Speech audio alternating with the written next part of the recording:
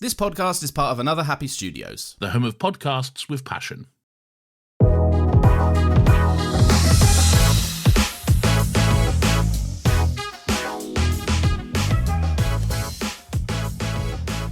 Hello and welcome once again to Talking Pictures Podcast. I'm your host David and joined with me as always my co-host Brian. Brian, how are you today? TII. TIA. TII. This is Ireland. This is Ireland. If you're new here, welcome. If you're a returning listener, then also welcome. We have new episodes every single Wednesday, as well as bonus episodes every other weekend. If you're a returning listener, you already knew that, but if you're a new listener, now you know. And if you didn't know, now you know. But we're doing neither. But we're doing neither. No, we're doing a spotlight episode. Yeah. So this isn't a brand new film or anything like that by any stretch, but it is a film that you are absolutely in love with. It's a film that I have lied about seeing on this podcast because when we initially brought it up, I said I would definitely watch it by the time that episode had released. And I thought that would be true. And then when we talked about it in another podcast after that, I said, oh yeah, no, I've seen it, and I thought, oh yeah, I'll have definitely seen it by the time that episode comes out. Yeah. But now I have finally seen it, and that film is Blood Diamond. Welcome, folks. Welcome to Talking Pictures Podcast, where time is but a concept. Yeah, it's not linear here. No, It's completely different. I think we have an episode. It's already come out now because like that, this is a spotlight, so we're pre-recording it. We don't know when this is being released. But we have an episode, and I think we referenced the fact that a new Final Destination is coming out after Final Destination has already come out. I think at one point you said, oh yeah, there's a new one of those coming out. I'm like, yeah, it's coming out in a few months. Yeah, but it will come out after the fact that we've referenced it in that episode. I don't know. I can't remember at this point. Like at one point we talked about a book. The thing about doing all these bonus episodes well in advance before they're released is that we're suffering from the consequence that we're talking about stuff that we either don't follow up on when we are recording contemporaneously, or yeah, and you can always tell those episodes where we pre-recorded them, especially if they're weekly Wednesday waffles, because there's no trailer of the week at the start, because it would just make no sense to talk about a trailer that came out that week when it was, I think we recorded one of them that was like maybe it released 6 months later, so yeah, there'd be no point in talking trailer of the week. But we're not here to talk about a trailer of the week this week. We're here to talk about Blood Diamond. Okay, this came out in 2006. It's directed by the director of The Last Samurai and Defiance. I like the fact that this is one of the trilogy in those movies that I referenced. Tom Cruise led movie, Daniel Craig led movie, Leonardo DiCaprio led movie. Watched this as a kid. Might have been 2006, 2007. So you would have been 9, 10. Yeah, very age appropriate. And I was first introduced to Djimon Hounsou in this film, and in watching this film recently in preparation for recording of this, I wanted to relive what thoughts I might have had back then, or what thoughts and opinions and feelings and emotions I would have built up 30 years up until getting to express them here in this recording. And I'm even more rewarded with that by learning that as much as I love Djimon Hounsou here, and I think in part he does outperform Leonardo DiCaprio, I never realised that this is probably now my favourite performance from Leonardo DiCaprio, and it's one of my favourite characters he's ever portrayed, ever in his entire career. Wow. Out of all the characters he portrayed, Danny Archer, the ex-military, mercenary, smuggler, trapped in South Africa, trying to escape by any means necessary. He's my favourite character embodied by Leonardo DiCaprio, and one reason being I just thought he's one of the strongest characters I think he's ever played. He's one of the more independent, capable characters I believe he is. Put him up against the majority of his other characters.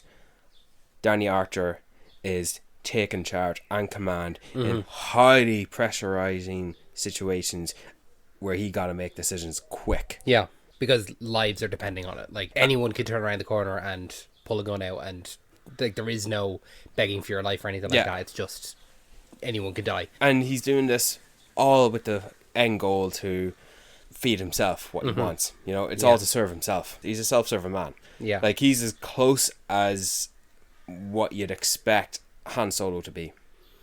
In a realistic world, that makes sense. He is kind of a rogue there, and he's using the other characters to get what he wants. Yeah. Like, he's using Solomon to get to the blood diamond. Yeah. Solomon's the good soul here. Djimon Hounsou's character. Solomon Vandy. He is the hero in He this. doesn't particularly care about the diamond. He wants his family back. Yeah. He's obviously using the diamond as a way to escape from the work camps, because his end goal is to find his family, and if the diamond is his lead to that, that's it.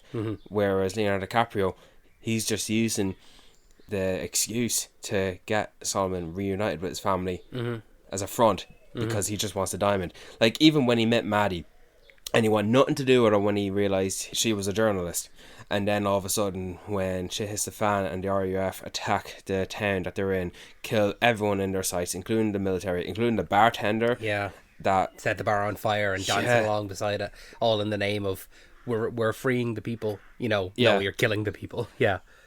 after that, he tries to use whatever resources that he can avail of. Yeah. And that's going to say, I met this woman, Maddie, she's a colleague, and he's trying to use her to get what Solomon wants, so Danny can get what he wants. So that's a little inkling into the characters, but this movie is about blood diamonds and how rich corporations in the UK, portrayed in the face of Michael Sheen.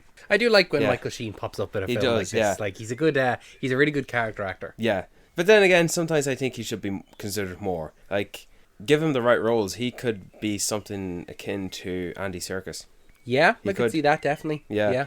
And Like I've never seen a bad Michael Sheen performance. yeah, he's always been great. Some roles are very limited, like this, where he is just a kind of a face for the government. Yeah. You know, and That's what he is. He's the face of the big evil bad corporation. That is more representative of the real world. Whereas we have our real villains in the movie. yeah, the in actual Africa. the direct villains Yeah. compared to the UK government are buying up these blood diamonds and then putting them in their vault to create this artificial demand, even though the supplies keep the supply high and the demand even higher. And they're artificially inflating the market because while they're not directly funding the war, these blood diamonds are funding the war. But not only are they just paying the RUF for these, they're paying them below what they're worth. So they're ripping them off. Yeah. And lots of people are dying because of this. And because of this one particular diamond that was found, it's a nice diamond. As far as diamonds go in movies that are very significant to the plot. The Pink Panther. Okay. That's the first one that comes to my mind, like when I think of like a movie diamond, like the Pink Panther. Well, if it's not going to be the Magic Roundabout, it's going to be Blood Diamond. Yeah. But I like that Solomon found it and immediately hid it when he was in the work camps, and word gets out immediately, and so he's like a wanted man, if anything. I like the comparison because, you know, he doesn't fight in it straight away. It's not like his first day in the camp or anything like that. And you see all the various different types of diamond, like how small they are. Yeah. Do you know, and like the guy in the river before where he puts it in his mouth and Commander Poison sees him do that. Yeah. And he like he's like, give it to me. He takes it out of the mouth straight away and shoots him. And like, it's just this tiny little like speck of dust almost. Yeah. So when he pulls out this giant stone, and like, it's not like giant like the size of your hand, but like it's For a diamond, it's it's significantly it's a big diamond. Yeah. You know, when the other ones that are a speck of dust are going for thousands or millions or hundreds of thousands, whatever it is. Yeah. So when you have this big chunk one, you're like, okay, that's a big one. So you're on the fear factor when Solomon's going to take a leak because he wants to inspect the diamond, and Poison just pops out of the bushes. Yeah. And just Show me your fingers, show me, yeah. And open he your mouth. checks everywhere. Yeah. And very clever. I would have thought to put it under my toe. Yeah. Absolutely not. Well, it worked out well for him. But sure, he was still onto him. He still put the gun next to him. But as soon as the military, the Air Force, came over to the work camps and started laying hellfire to them, immediately what Poison does is tell Solomon to run, go, go, go, as if he and I are going to get out of here and we're going to get this diamond out of here. But he gets injured immediately after that. And so, like, he's going to be used up by anyone who wants this diamond. And Solomon, because he found it, everyone's going to lick up to him. It's like Charlie Bucket in the little candy shop when he found the golden ticket. Absolutely. Yes, that's a great comparison. Yeah. Like, everyone is onto him. Everyone is Everyone wants the diamond. Yeah. He's the only one that knows where it is. The worst Yeah. person in the world will lick up to him Mm-hmm. just to get access to that diamond. And look, Poison is one of the worst characters in this movie to play the role that Leonardo DiCaprio's character does, because there's also the other general as well that Leonardo DiCaprio's, he's under his tyranny as well. So for an anti-hero, Danny Arthur is the best person Solomon Vandy could have come across, and he was still not trusting him in the get-go. And no matter how much... It's funny because the opposite is true of that. Archer trusts him. Yeah. Because he only has his word to go on that he knows where the diamond is. Yeah. Like, he just kind of says that. He says it a few times. He says it to I think it's his pilot. If this is as big as I think it is, it'll be worth a fortune. Yeah. You know, it'll be a priceless. And so you kind of go like, what's he imagining in his head? Do you know, because your man never tells him, oh yeah, it's this big or anything like that. He just has to go based on the fact that Solomon knows says it's a big diamond. Like, it's well, he asks him in the montage when they're trekking through the Great Plains of Africa. He's asking him details about the question, and then they're going back and forth. And this is but that's like towards the end of the film in the second half. You know, like, you know, all of this stuff is led up to, and now we finally starts getting to ask. Yeah, tell me about it. You know, we've left Jennifer Connelly at that point. Yeah, you know. But even then, like, it also showcases Solomon's mindset and his behavior, his understanding in what he has in life. So when, I know we're getting ahead of ourselves, but I'll just say this out now. They've been together for quite a bit in the movie, and now the two of them are on the hunt back into the camp where he hid the diamond. And so this is like the part of the movie where the two actually sort of bond a bit, and like Solomon's asking Archer all sorts of questions. You have a wife? No. You have children? No. You have a home? No. And so on and so forth. Every basic question that someone would ask Archer is just a no. Because of the life Archer has lived.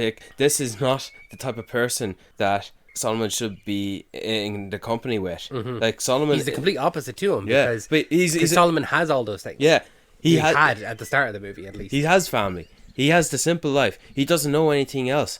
He doesn't see himself in the need to leave Africa. No, he wants to get back to that. He wants to be at the same place he is at the start of the movie. He's happy where he was. Whereas Archer wants the opposite. He wants out of Africa. He doesn't ever want to be there anymore. That's probably because he's seen the brutalities of Africa. South Africa, specifically, where they're set. And is it? I don't think it's set in South Africa. He is from South Africa, Archer. Yeah. But I don't think it is. Sierra Leone. I don't think that's South Africa. Isn't it? No, because at the very start of the movie, the map of Africa, it's kind of Western Africa. Right. So I tried to do my research in the Civil War in Sierra Leone and the RUF and fighting against the government. Didn't have time. But I'm going on my nostalgia for this movie. Yeah. So this is a good adventure film. And to me, the action is secondary, whereas I'm sure the adults in my life when I was a child were watching this for the action. It's an action movie. I felt like the action was secondary. If even. When it got to those big like gun battles, like when they're escaping the initial town that they're in, when the RUF come and like the government is there, the military is there, and they're like shooting down this street like with the big, you know, turrets, and they're shooting into civilians just to possibly get some of the RUF, and they've got like rocket launchers and all sorts. I'm like, this is really stepped up a notch from how, you know, it's like at the start of the film you have the guys coming into Solomon's village with the AKs and stuff like that, and they're shooting people there, chopping arms off, and it does seem not small stakes, but to a smaller level. Not that they're going to be pulling out RPGs and shooting down civilians and, you know, with turrets and stuff like that, but when it gets to those big action set pieces, you're like, oh wow, this is it does feel like it's not the focus. The big action set pieces aren't the focus. It's the commentary it has on, like, look at what's going on here. This is a good movie to play in secondary schools. Yeah, absolutely.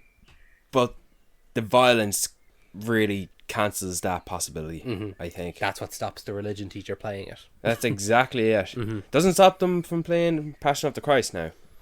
I remember, this is a side note, but I remember watching Passion of the Christ in school, and it was the bit where Jesus is getting beaten by when thorns. he's getting beaten the entirety of the Well, movie.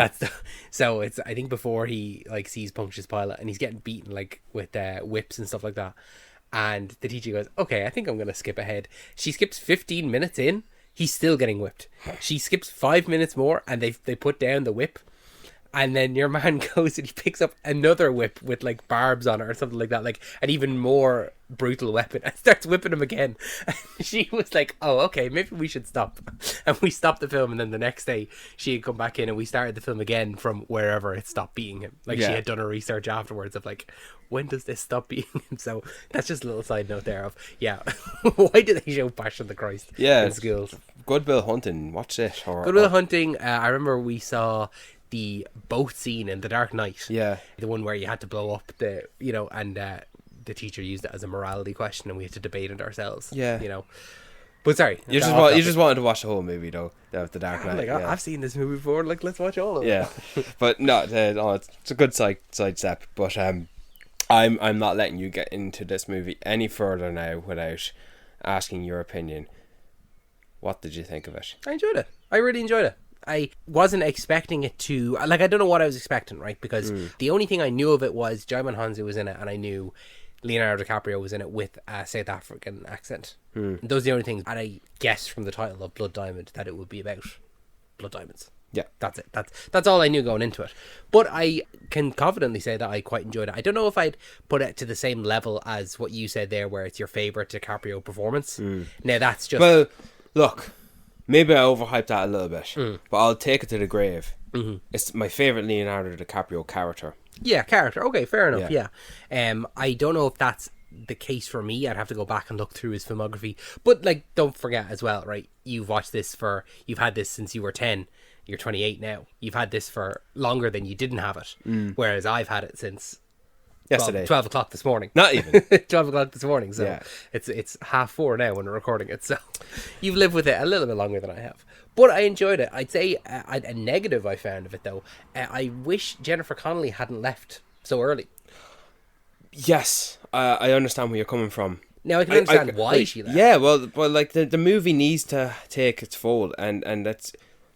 She can't go with them. She did get to go with them quite a lot, quite an awful lot of the middle section of the movie. She lays her presence there, and she's a good morale for Archer, and how she can see Solomon more than just a victim of the violence in Africa, and because she's a journalist and she's going in taking her photos and doing what journalists do, and us as an audience might think, or even just a real person, how can you just go there, take photos of all these atrocities and have a bit of respect? And I think she sees that come around a little bit because she despises Archer because of what he's trying to do to Solomon to cheat him out of the diamond, but then she comes around to him as well. I just like the dynamic between them all. Like, it feels like anytime a movie comes out and it's about two guys and a girl, a trio, it's like, well, compared to Harry Potter, isn't it? But this pairing here, it starts and ends with Archer and Solomon, because these are two men they should not be in the same company. Never mind friends, bonding at minimum. Archer would kill Solomon if the time called him to do it. Like, I mean, like, I know it's kind of jumping towards the end of the movie, but when Solomon refuses to show them where the blood diamond is, and Archer goes and grabs his son, and gives him to his commander and says that's his son, he'll do whatever, you know, threaten him. You kind of nearly think like, I know he does end up when they're at the site, but the fact that turning things around, the fact that he's putting his son in danger, in harm's way, it's really conflicting for you. It's like, you're supposed to be one of the good guys here. Why are you doing this? It didn't feel like when he first did it that, oh, he's going to trick them and we're going to get a switcheroo a little bit later on. Because it did genuinely feel like, oh no, he's given up his son, and then while they were there, he had a change of heart. But they also fucking fight all the time. Like, remember when Solomon thought he saw his son in one of the RAF trucks, and he shouted out, and so the two of them ran away, escaped, and the following morning, Archer's skinning quite intimidating, in that first one, in the next morning. He's nearing borderline villainous. He gives a little bit of a speech about like tracking baboons and tracking people and skinning them. Yeah. You see his darker side, absolutely. Yeah. Imagine being in the same company with him. Then you're the type of man that Solomon is. A fisherman, a family man who loves... He's content with everything he has in his life. And he's just presented with the vile of this guy. He's a killer. It's funny, like, the two characters want very different things. Yeah. And by the end of the movie, they each actually... Well, Solomon comes out better off, and he gets exactly what Archer wanted. Yeah. Whereas Archer gets the opposite. He dies alone by himself in Africa. Whereas Solomon gets to go abroad, or he gets to live in England with his family and has 2 million quid in his pocket. You know, essentially set for the rest of your life. And you kind of... Does that come down to him just being a good person compared to Archer? I don't know if it's that simple of you know, a good person versus a bad person, but... TIA. TIA, yeah. Yeah, they're not holding hands. No. Like, they're not best of buddies. This is not like a buddy cop thing. They don't, like, I mean, you know, Archer comes to Solomon and, like, you know, is presenting him with these, like, we'll split the money, I'll be able to get you a buyer, all this stuff, and, like, present it to him, and he's like, no, and this is when he's about to leave, you know, and he's like, I just want to find my family, and he's like, I can help you find your family, I can do that for you, and he says, why should I trust you?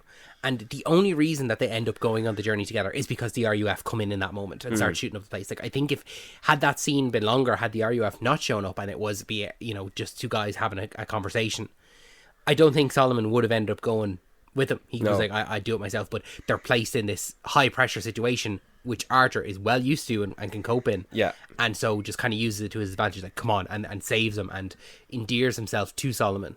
And then that's why they're able to continue on. But even the scene immediately after that, when Solomon says, I've not agreed to anything, and Archer's like, well, you're shit out of luck because you don't have a choice now. Yeah. Like, and that's just it. It's And me or nothing. Yeah. Solomon doesn't have a choice. He doesn't. And Archer did bring him to his family. And everything would have been set if his son was there. And that's the thing, is that his son was because they kidnapped. reunite quite early. Yeah. Like, with everyone except for Dia. Yeah. Like, Jennifer Connelly's still there, isn't she? Yeah, but she's they're not there. allowed leave because the Suspected members of RES exactly. infiltrating the camp. So, look, I even looked this up on Dr. Google. Movies about Sierra Leone Civil War and RUF. Not many movies come up with that unless they're documentaries. And the movies that do come up, this is the first one that pops up. Beast of No Nation is another about one. to ask, Beast of No Nation. Yeah. Is Idris Elba in that one? Yeah, Yeah. he's depicted as a more inspirational Commander Poison. Yeah. But he's still, it's still he's still bad. Yeah. What's that one with Forrest Whitaker? The Last King of Scotland. Yeah. Is that one? I'm not sure. No. Okay. But that's a violent movie. I have it in my head that it's in the same vein. Now, I could be completely wrong. Yeah. I've never seen it. I've but seen I it do once, have but it. I was too immature to follow the history. I Yeah. couldn't. But what do you make of Djimon Hounsou as an actor here? It's one of those ones where Leonardo DiCaprio is the billing name and the star of the film, but Djimon Hounsou is the main character. You know, I really enjoyed him. It's great to have him be a spotlight.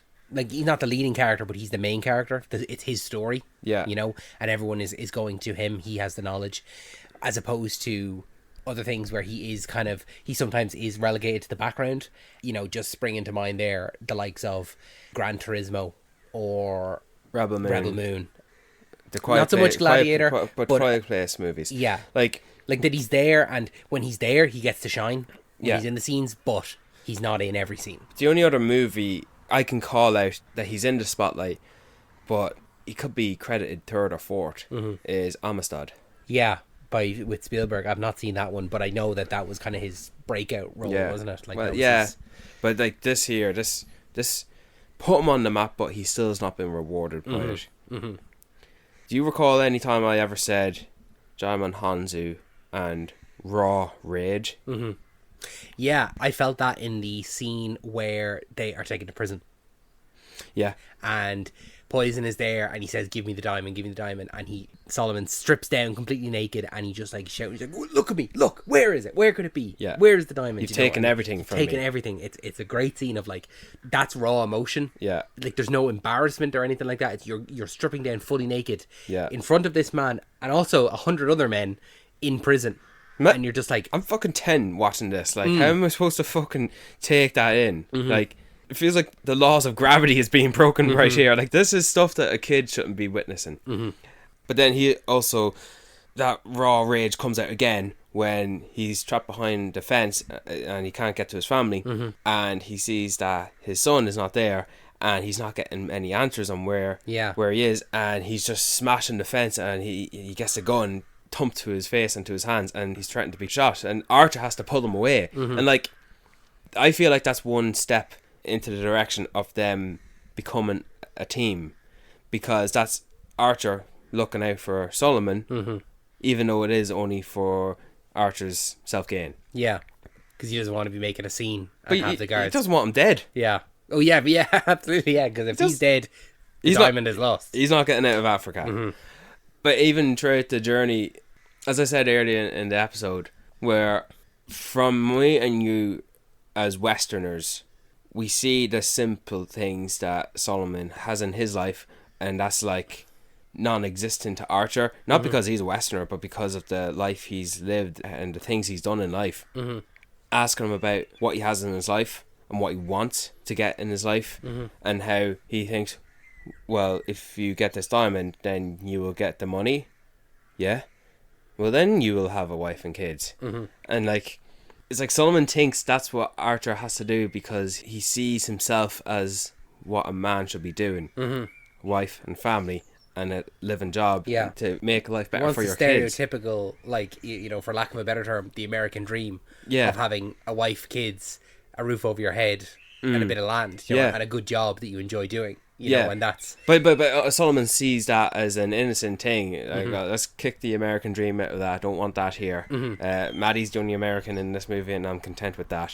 But that's just not a thing Archer has. Like, what Archer would do if he got that $2 million, he'd just spend it on parties, and I could see him just, on I a think beach somewhere. But he'll still be doing dealings. Yeah. He'll be bored. He's a smuggler in the end. He's a bad guy. He'll get into drugs. He'll get into smuggling drugs instead of diamonds. You Yeah. know, he has to. He's kind of like an adrenaline junkie in that sense. Like, he has to be in some kind of danger somewhere. And he'll be a man living a life full of regret as well. He won't get that. And like, Had he not been dying, I don't think he ever would have called Maddie. no, I genuinely don't. it was unlimited time. But you know, I'm a man who doesn't like confrontation, and I don't like arguing with someone who should be on your side, especially when it's someone like as vile and near villainous as Archer. Especially after he threatened to skin his head. When Archer was telling him, "Your son is not down that direction. I promise you, he is not down there," and he's just ignoring him, and he just keeps walking, and it's like I can feel the frustration in Solomon. And I can see the agitation in Archer, and he's shoving him back. He's telling him to stop, and the two just tackle each other. And then he pulls a gun on him, and this is like one scene that covers their relationship, because Solomon says, "Shoot me if you want, but I'm going." And Archer just, okay. He goes down there, inspects the area. He wasn't there, so he did that for him. He was still adamant that he was not down there in the camp where he actually was in the end. So he's still not come to the side of good, even near the end. Like, it's really until the last minute that Archer gets to the side of good. But while we're still on Solomon, what I mean by raw rage is when he found Dia, doesn't recognise him, because I think he does. You think he does? I absolutely think he says, "I hate you." He's like, "I don't know you, I hate you." It's like, it's a conflicting thing.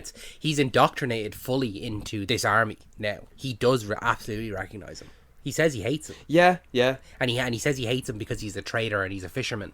And these child soldiers have all been told that farmers and fishermen are the ones who are destroying the country. Yeah. When, like, in any other country, fishermen and farmers are like the backbone of a country. You know, like, they're the ones providing the food for people. Yeah. Whereas here, if you're not fighting for the independence or to overthrow the government, then you're the bad guy. So he's been indoctrinated. He's been rewarded while being in this army. He's been promoted to captain. It's Poison doing it to gain his trust, and that very, very clever of him to do it. But he's also, I'm pretty sure, like, he's one of the guys giving him heroin. Yeah. Earlier on. And, so, like, they're putting a gun in his hands to kill people. yeah, and he's completely indoctrinated within it and fully believes that his own father is the enemy. And even later on, right, even though Poison is dead, it's after they find the diamond. Yeah. And he pulls the gun and he has it pointed at Archer. And Solomon is like, no, listen to me, Dia, this isn't you. And he turns the gun on Solomon. Yeah. He hasn't fully, like, the conditioning hasn't fully come back to the side of good. He doesn't understand. He's not come to himself yet. No. Like, So- there's a lot going through his mind. Yeah, and I love that what Solomon says about, like, you've done some bad things, but that doesn't mean you're a bad boy. That doesn't mean you're a bad person. Yeah.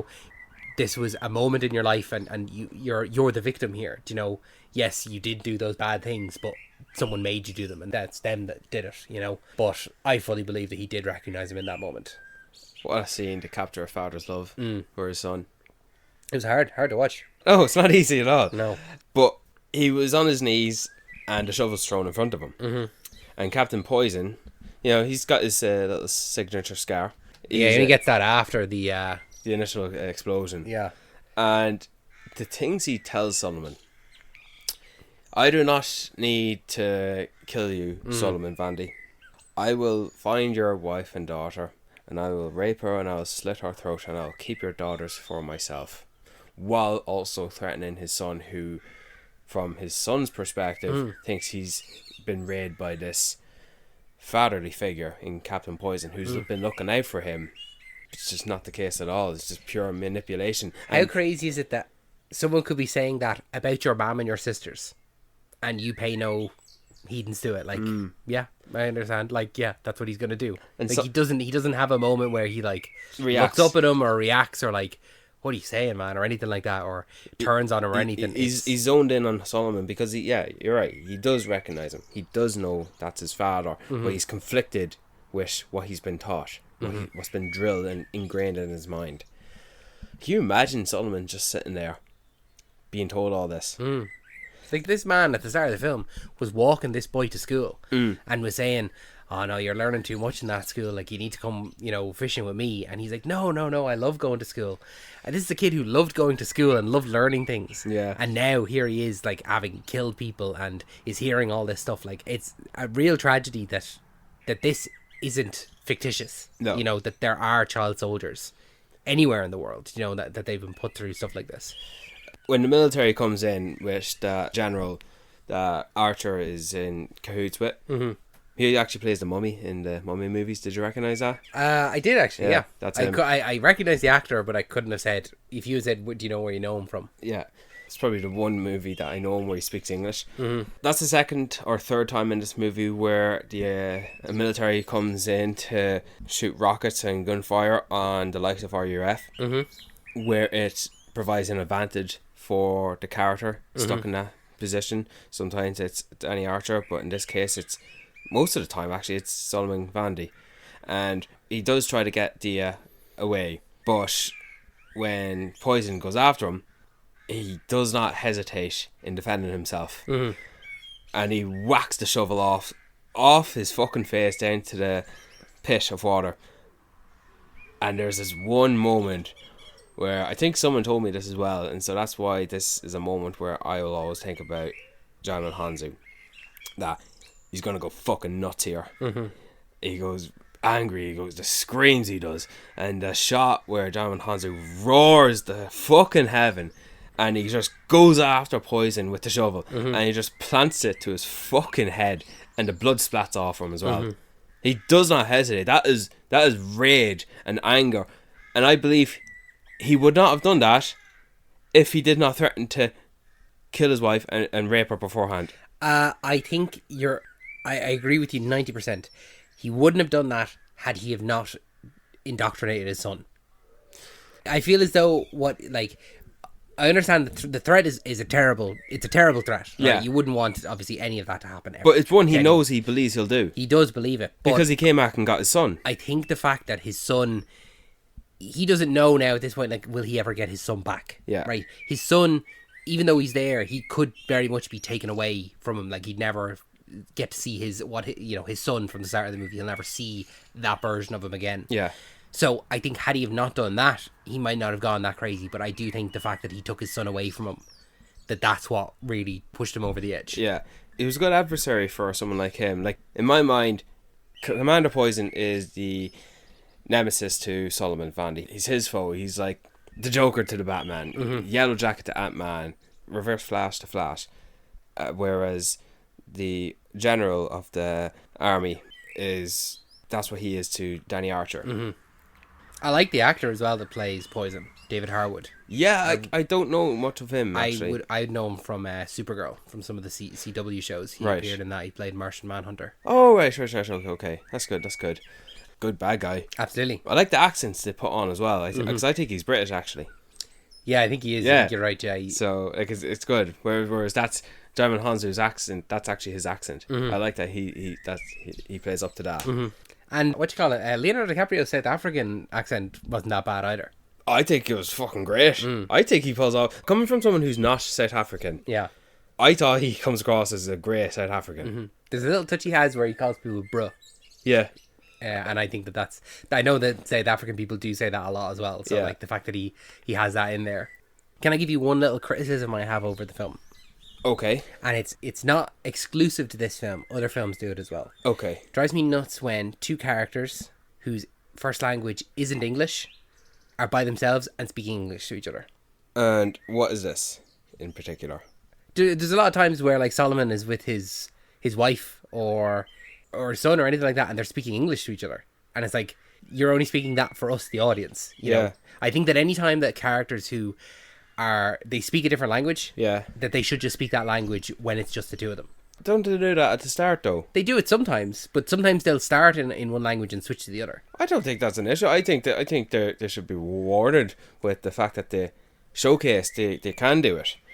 Yeah, but when they switch in within the scene, that's what bothers me. I think it's more 50%. But it's like if the two of us were living in Spain, Yeah. right, and we both spoke Spanish, Yeah. and we had a group of Spanish friends, and then we sat down to do this podcast, and I asked you how you were, I wouldn't do it in Spanish because our native language is English. Yeah. It's just because it's a Western movie where the predominant language is for an English audience. Yeah. Then, most of the scenes do take place in English. I know you said there are, like, a lot of movies do this, but the fact that they've not just done that, but they've also... Look, they've done both. They show that two characters speak a language that is their native, but then later on they're speaking English together. They've done the two of those. Where a lot of other movies, when they're presented with that situation, they don't bother with the native language. They don't even attempt it. They just stick with it. And you're absolutely right. It is more egregious in other films where they just completely abandon it and don't do it at all. Or, but at least they did make an attempt. But I still do stand by the fact that if two people, their native language is not English, why are they speaking English to each other? What about aliens talking to each other in other movies? Yeah. Oh, so you agree? Aliens should speak alien, yeah. And we should read subtitles. Oh man, that's fucking like 95% of all movies. Name one. Name one. Name one. Any MCU movie that has two aliens talking to each other. Any. Yeah, you're right. Yeah. Yeah. Now, I know that Star-Lord has a translator in his ear. Okay. So when it comes to Star-Lord, that's fine. But I think because we're just more accustomed to the fact that we just take it as it is, because by movie 3 and after 2 Avengers movie, it's thrown out the window. we're not taking it like that. Yeah. But enough spins down Sorry, side quests. I brought that up anyway. What did you think of Jennifer Connelly and her character here? I love Jennifer Connelly. She's one of my favourite actresses. Is she? Yeah. I name a bad Jennifer Connelly movie. I won't, because I don't know. because you can't. Well, Career Opportunities is not great. see, I'm not a huge Jennifer Connelly fan, Yeah. just by the fact that I'm just simply not. But I like her role here. I like her character Yeah. here. She's gorgeous. And I like that she's not an immediate love interest for him. Like, she is on opposing positions to Archer. I actually don't like that they do kind of end up romantically interested in each Yeah. other. Like, he is to her because she's a very gorgeous woman. Yeah. And so, I'm going to go chat her up. And then he goes dancing with her, when they go back to the bar and he's dancing with her and he thinks, maybe I can turn this around, maybe. Like, for her, it just seems very strange that, like, a journalist would come around on this mercenary who... And I know they have that scene at nighttime where he gives her a little bit of his history of like, you know, what happened to his mom and what happened to his dad. And yeah, those are tough things to experience as a person, especially as a kid. He said he was 9. Yeah. But that doesn't really forgive the actions that you do then after that. You know, I just feel like for the character that he is, she shouldn't have been so openly like attracted to him. I think when someone saves your life a few times and shows that the common decency of trying to save lives with your experience with them rather than your knowledge of their history. Look, we both have not experienced that in our life, so we can't tell what that's like, but maybe that does lead its way into something. But no, I like the fact that they were becoming romantically involved, but more so because nothing comes out of it in the end. Nothing, yeah, you're right, nothing does, but I think it was just she was a little bit too forward with it. Because she gives him as well her card with all of her contact numbers and stuff like that. And when she answers the phone, like, I was hoping you'd call and all this, you know. Yeah. Like, she's quite interested in him. The movie came out in 2006. Like, we were still a bit misogynistic back in that day. Yeah. So I just think for the characters that they were playing, with her being an investigative journalist in, you know... She wasn't yet just an independent woman. Like, we have to get a few more years yet before we get actual independent women in mainstream films. But, you know, at least they didn't... I don't think they didn't share a kiss or anything like that. There's no actual romance. Like, there's none of that. There's, like, romantic intentions, all right, but no actual... And because of the way their relationship ended, because he died, I'm happy that they displayed a bit of an attempt to sparkle something there. I suppose it more benefits him as a character that, there was a possibility that he could have had the normal life that Solomon was asking about, you know, do you have a wife, do you have kids? Like, maybe he did see that with her. Yeah. And look, she lost out of it as well.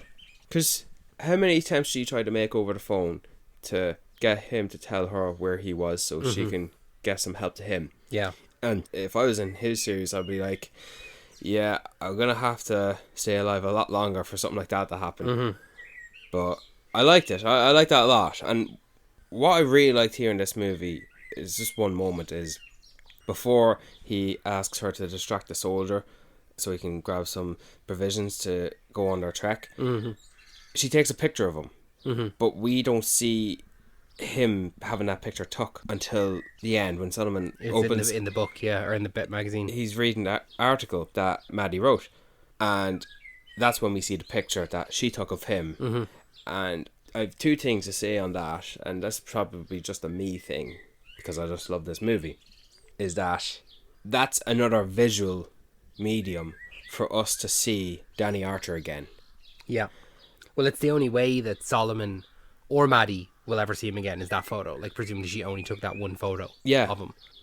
You know how we have movies or shows or for any story, and then we might get a prequel of certain characters, and this is the most we're going to get because they died. Well, it's like that's what we have here.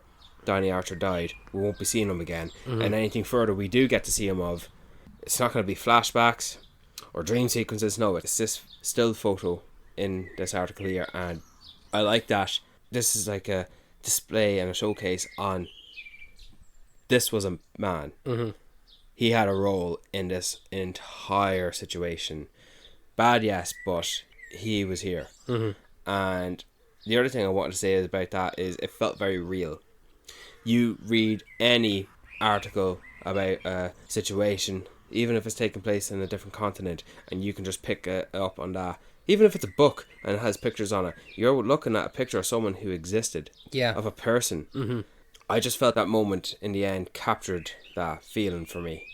Yeah, because I mean, it's easy to kind of forget that other people are fully other people. You know, like sometimes you'll see like the news or something like that, and you see people walking around in the background, and they're just kind of really like it feels like they're filling the background. Yeah. But, like, you think about yourself and think about all of your emotions and your memories and all of your complex problems and your complex relationships that you have with everyone, and then remember that every single person that you know has those exact same things but in their own way. Yeah. And every person that they know also has that, and it just goes on and on and on. And sometimes you can kind of forget that everyone is their own unique person with all of their unique problems and good things and bad things about them and all like that, so it's easy to forget. But like, if that was me in the photo and you were looking at that photo of me, you'd be reacting similarly to what Solomon Fondy exactly did. yeah But someone a continent, guy, you know, That's what I mean. Like I thought it captured that moment very well. Mm-hmm. But I just wanted to talk about Danny Archer as himself. Mm-hmm. I mentioned the comparison to Han Solo. I also very much feel confident in saying that Danny Archer is very like Nathan Drake. See, I've not the only Uncharted media I have is Tom Holland film, so I can't attest to that. But I'll take your word for it. Danny Archer is a closer Nathan Drake than Tom Holland's Nathan Okay. Drake. Mm-hmm. 100%. I actually made a list on Letterboxd. I don't know if you looked at it. Something to do with archaeologists or adventurers or Nathan Drake alike. I made a list, and so I put like 20 movies in there, and I have the likes of Indiana Jones and Tomb Raider in there, and I have the Uncharted film in there, but like this is the closest depiction I felt of a Nathan Drake in a film. Mm-hmm. And as I said, I feel like Danny Archer is a strong, capable, independent character, able to get himself in situations to shoot his way out if he needs be, and he won't hesitate doing it. Like, how many times has he pulled out that pistol, like Han Solo, to kill someone? Whether he pretended to be a prisoner to Solomon, whether he pulled out a gun when they were being attacked in the vans with all those journalists, a lot of the time. And then, bear in mind, I was like 9 or 10 when I watched this. I think this is the first film I saw where the main character died. Really? I think Wow. so, yeah. I can't remember watching anything else prior to that where the main character died. Mm-hmm. I don't recall feeling like it broke new ground, but it stood out. You definitely weren't expecting it anyway. Like, No. for you as a kid, the main character doesn't die. The main character always wins. Yeah. And it's dark. But it was at that situation where they find the diamond, and Archer gives that little cue to Solomon, I better quit smoking hot because of the little chit chat they had earlier.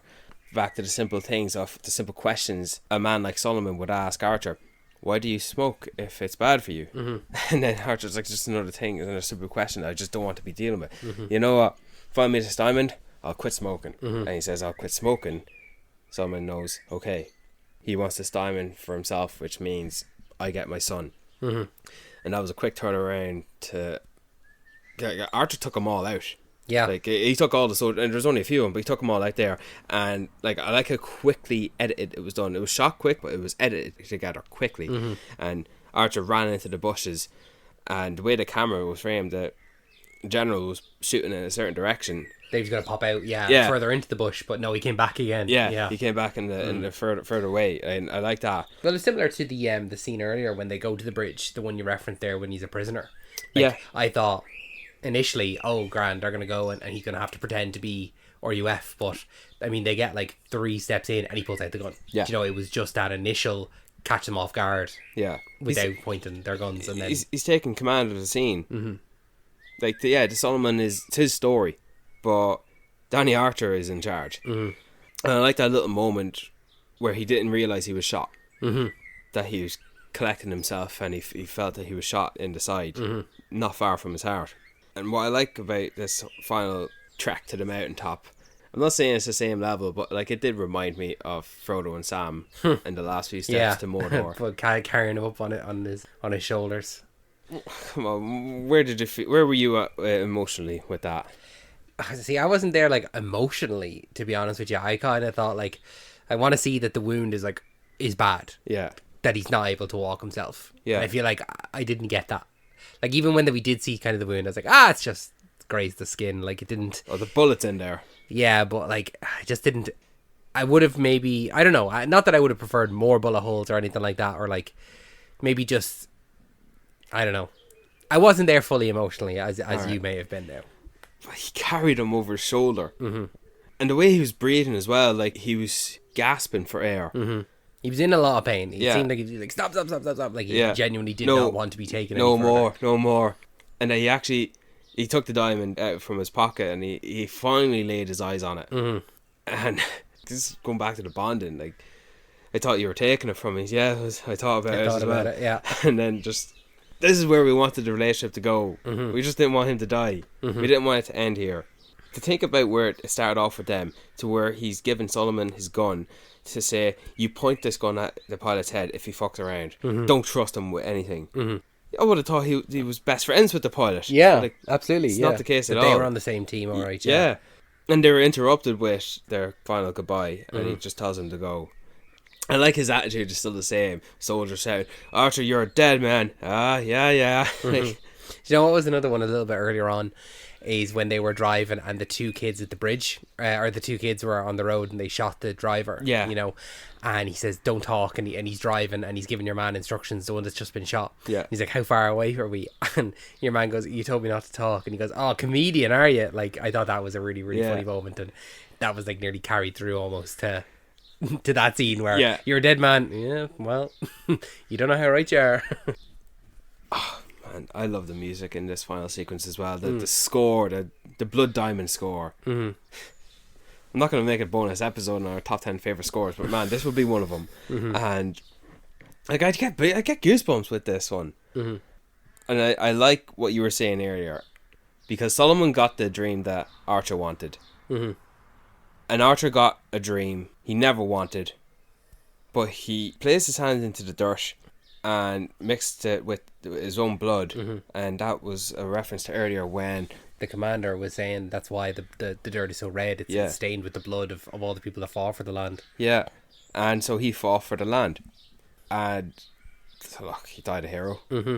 He died a And hero. he kind of died accepting This is Africa. Yeah, because what does he say on the phone to her? He says, "I'm looking at a beautiful view." Yeah. You know, he has accepted it. This love for the country. Yeah, because he was a man who was born and raised in hell.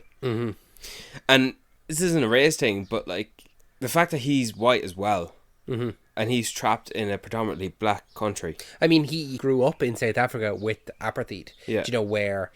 And he even says it. You know, when we were in the military, the general said there is no apartheid in a foxhole. You know, you have to just learn to get on with these people. And so he's like, "I'm not racist. I don't have a problem with black people at all." Yeah. And so he kind of comes from that country where the black people are the minority. You know, in this continent where the black people are the majority. Yeah. And he's gone to this country now where he is the minority. There's a word, he says, I don't know exactly what the word is, but he says, "Oh yeah, they have a word for me," which is like white man.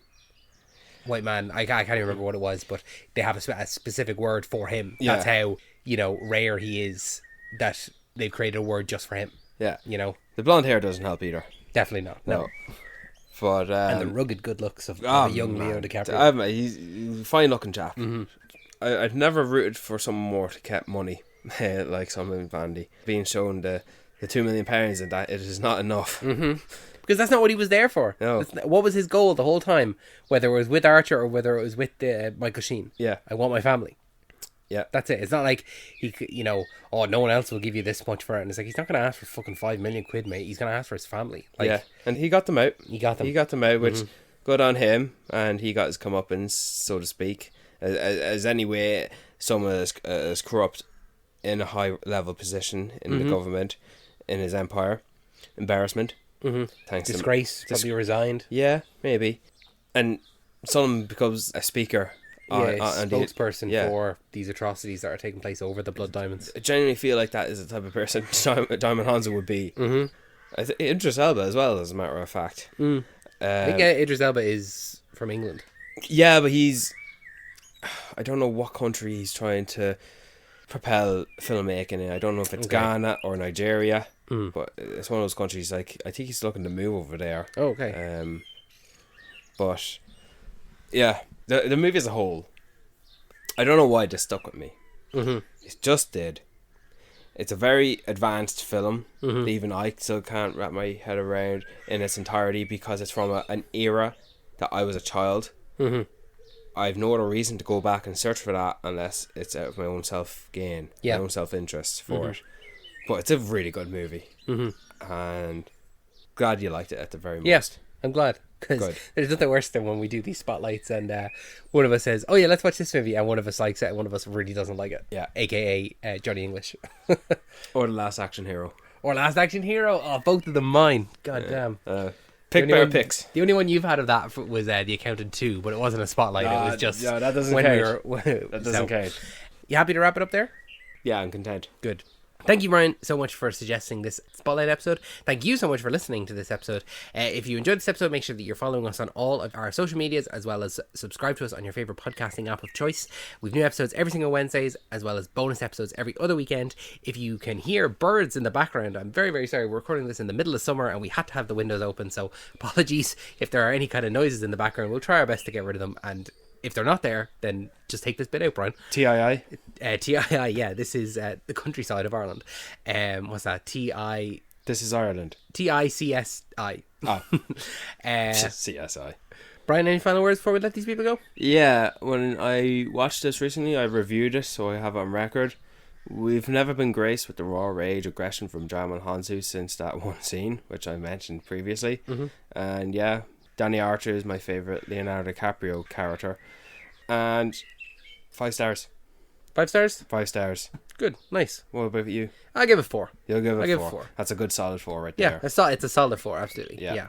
I wouldn't be thinking, is it a 3.5 or is it a 4? You know, it's a 4. Make it whole. Make it complete. Yeah, 4. 5. 4.1. Good night. Good night, Brian. Oh, good night, Brian. Thanks, Brian. Thanks, David.